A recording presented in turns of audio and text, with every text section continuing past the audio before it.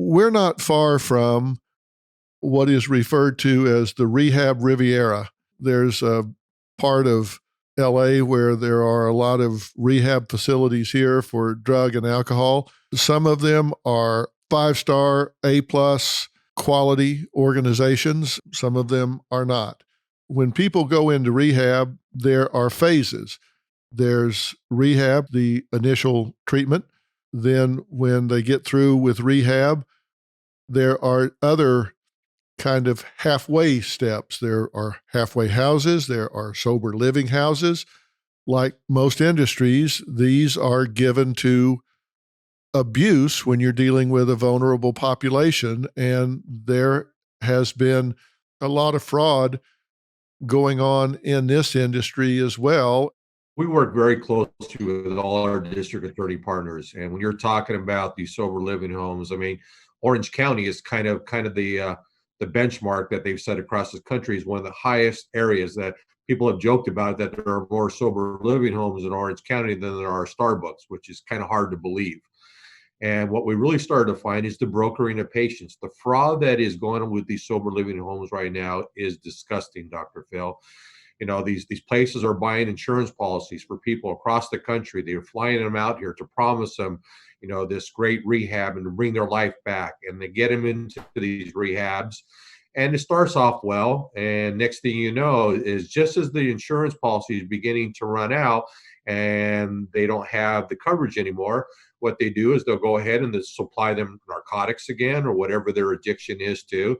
And they'll then kick them out on the street and then try to restart that whole insurance policy again and bring them back into the fold, or they'll send them to another facility, which, believe it or not, is probably one of their facilities as well. A lot of times they have these shell companies where they have multiple different types of names. And the minute law enforcement starts to pick up on them, guess what they do? They change their name, they move to a different location, and they're in our neighborhoods as well. You will hear neighbors complain all the time, well, there is a sober living house right next door to me with all these people. And a lot of the communities or these local cities don't have any ordinance to prevent that. But right now, sober living homes is one of the biggest scams going on across this country. In Florida is probably one of the biggest. And then you bring it out to California. You and I have talked in the past. Insurance fraud either starts in Florida or it starts in California. They learn it from the other side of the coast, and then it goes there as well. But it is one of the biggest industries out there. So let's assume, Dr. Phil, that you have an addicted child. Okay, and you are at wit's end about your addicted child. And you see a beautiful ad on late night TV about a place you're going to put you where they're going to handle everything. And when you go there and you're at your lowest ebb and your adult children very often are at their lowest ebb, they come in and they assess you and they say, look, this will cost you $2,000 out of pocket, but we will get the rest of it from insurance. And so they will take your kid's information. They will notify the insurer that the kid moved, which is now a qualifying event. They will list an address that they control as where they now reside. And they will then bilk that policy and bill as much as they can for insurance purposes for treatments, some of which happen, a lot of which don't. And then when they run out on that policy, they'll buy a new policy from a different company and they will exhaust that policy's benefits. And it goes on and on. Sometimes, as George said, they will bring some drugs into the facility so they get your kid re-addicted. So now your kid feels powerless because they did the very thing that everybody said they shouldn't do. This goes on over and over and over because there is a pot of money in insurance policies for addiction treatment. It is a burgeoning industry that has only partial regulation. For instance, sober living houses are not regulated by the state of California. Rehabilitation facilities are. And while that might seem to be somewhat in the weeds, it is those kinds of distinctions that the fraudsters exploit to their own benefit. And you will see people for whom more than $2 or $3 million has been billed for rehabilitation services, and that person is still under rehab. They are still a client of the rehab facility. I don't want to damn the entire industry because there's a lot of really good companies out there that really do put the client's interest first. But where you have to be watching this is when your loved ones' personal information gets taken, it makes them vulnerable and they can get exploited. All of the mail pertaining to those policies that got purchased gets sent to the address that the rehab center has provided. We found in several cases it was a post office box. Remarkably, 400 people permanently relocated to a post office box.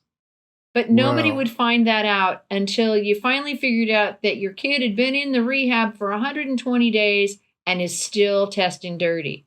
They also do things like they buy their own testing facilities. So now your loved one is testing 5 days a week, even though medically that's completely unnecessary. Why are they doing that? So that they can bill the insurance company for 5 tests. And when they do that, instead of billing for one packet of tests, they bill each one individually. So they do what we call unbundling. So they bill for $2,500 for a urinalysis on a daily basis, as opposed to one $200 urinalysis. It's crazy creative the way that this billing goes on. And what's most despicable about it is that the people that are finally going to seek treatment have hit rock bottom and they are incredibly vulnerable. That's what makes my blood boil. That these are families and people who are at their lowest ebb, and these money-making people are more concerned about the dollars they can extract than the well-being of the people that they are recruiting. Are they trafficking these patients between different facilities? Sure, they'll ping pong them. They'll basically send them. They'll offer the patient $500 to go to a different facility, and then that other facility will issue billing. And they all know that the billing goes through a computerized system, and they figured out what the algorithms are so they can escape detection. It's a fascinating and intricate business. But what it really boils down to is somebody's lying to get something that they're not entitled to. The bad guys just believe that we won't have the patience or the perseverance to keep at it until we figure out how they did it. And they're able to get away with millions and millions and millions of dollars in fraudulent billing before they finally get caught. And then when they get caught, they figure, what's the worst thing that happens?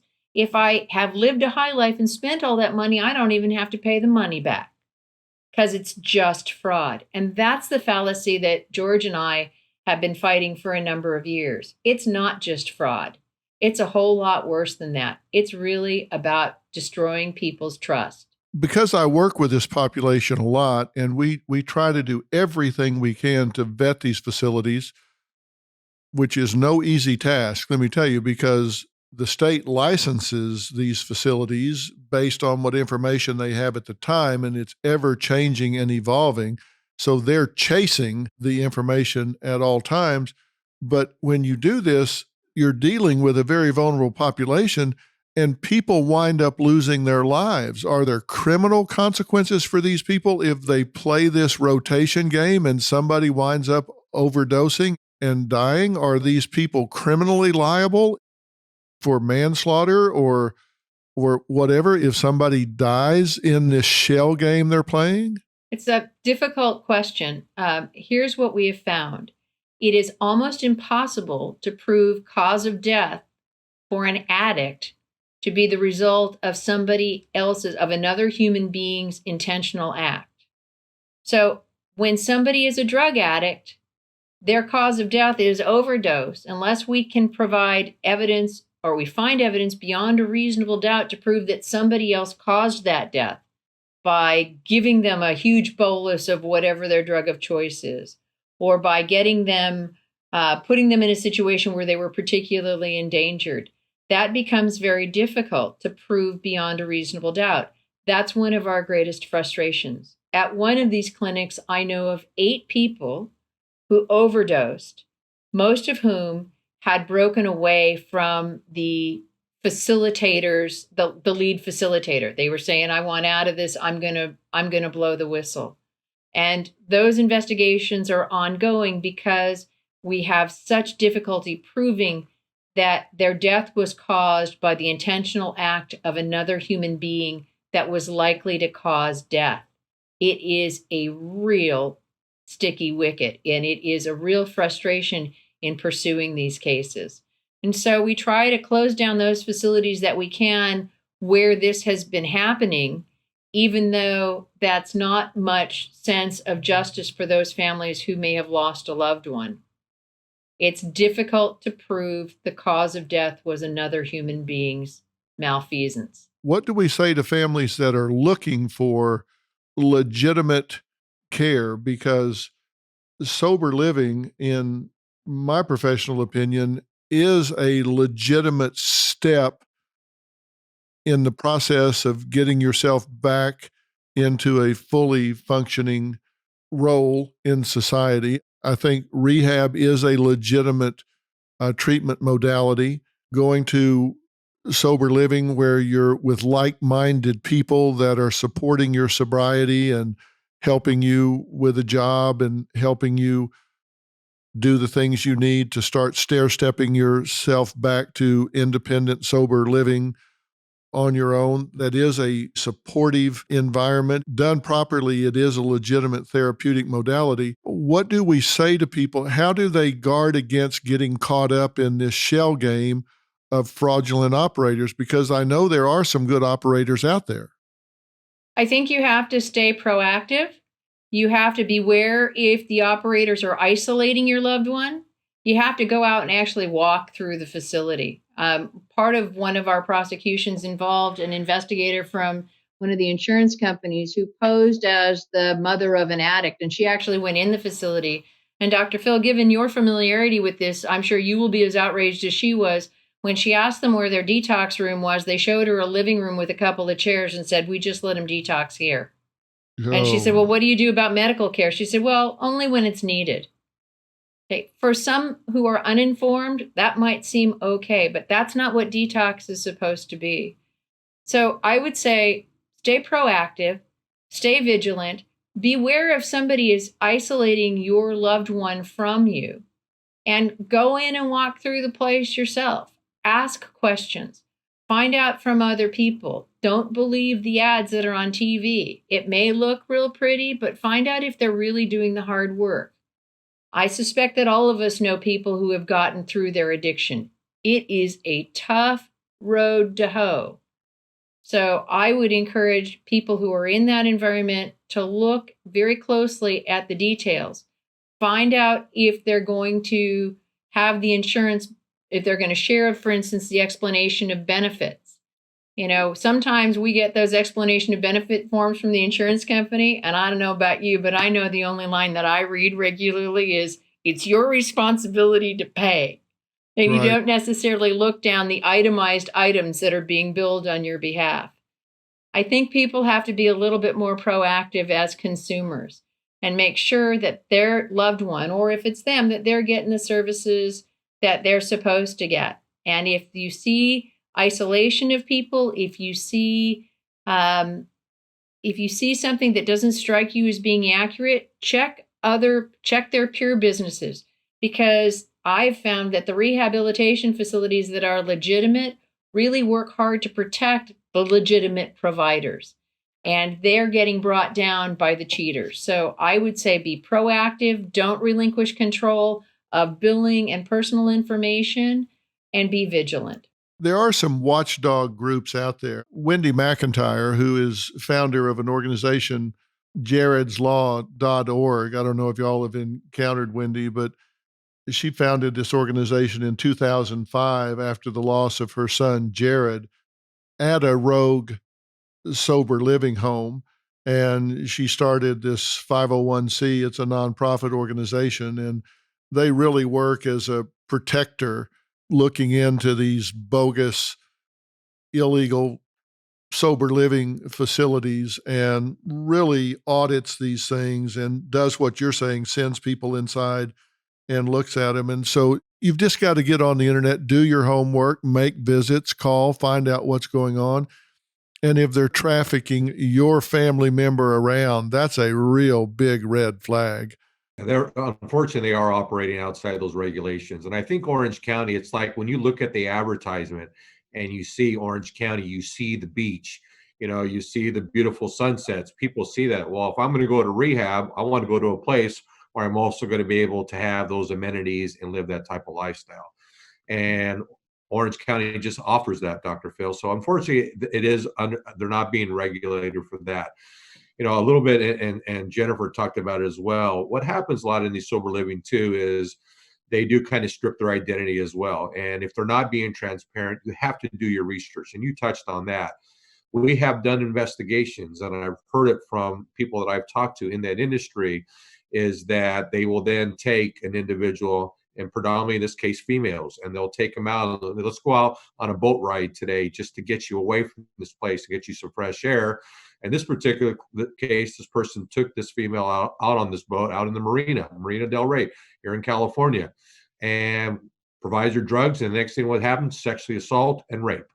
And we hear that a lot in these bad sober living homes. There are a lot, as Jennifer said, there are a lot of great facilities out there that are really changing people's lives and getting them back on the straight and narrow so they can be successful and stay away from their addiction. But you have these bad people that are really taking advantage of these people in these sober living homes, and again, providing them drugs and taking abuse and abusing them sexually and by raping them.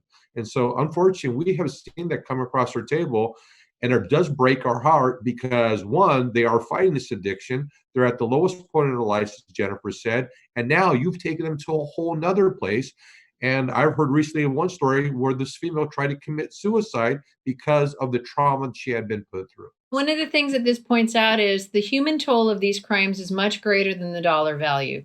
How do you put a person's life back together after they've gone to somebody for help and they got exploited? And that is why these things are crimes. It's not just about the dollars. We get really caught up in talking about, oh, it's this many millions or that many millions. And while that's a factor, it's a metric. The real challenge in these cases is the human toll.